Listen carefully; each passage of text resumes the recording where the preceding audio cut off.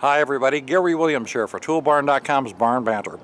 Like a lot of people around the country over the past few weeks, we've had our share of snow here in the Midwest, and in fact the past week we had a total of about 13 inches over a couple of days, and like everybody else we think it probably looks kind of nice. It's a nice fresh white blanket of snow on the ground and it looks nice and clean, and then we look out the door the next morning and we see that we've got a driveway and a sidewalk that we've got to clear of a lot of snow. So you grab the snow shovel, you grab the snow thrower, you rush right out and you get to work, right? Well, wrong. Not if you don't want to jeopardize the most important component in your workshop, which of course is your body.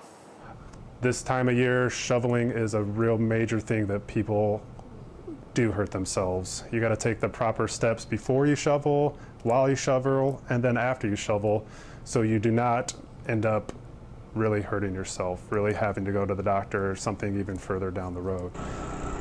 It isn't uncommon to hear about people having heart attacks while shoveling snow, but back injuries are also very common among shovelers.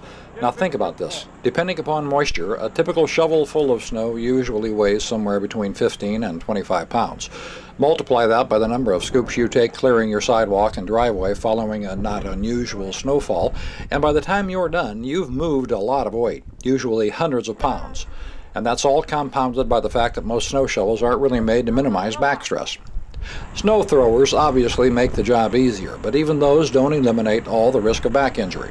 For one thing, they're heavy and often hard to handle themselves, and sometimes people just don't let the machines do the work. They force them through the snow and put a lot of unnecessary strain on their bodies in the process. And to make all of this worse, when snow hits the ground, most people are in a hurry to get rid of it. You do not need to run out and shovel right away. If you can warm up just a little bit by doing a few simple stretches and exercises, then go out and shovel, you will really prevent yourself from having a major back injury. A lot of people believe that you have to stretch for a prolonged time to get any benefit from it. This isn't necessarily true. Even a few minutes of stretching right when you get out of bed will help you with your daily activities. If you can stretch a few minutes before you go out and shovel or do some garden work, that will really help. Bottom line, snow removal is a lot like any other real physical job you have to do, whether it involves power or hand tools.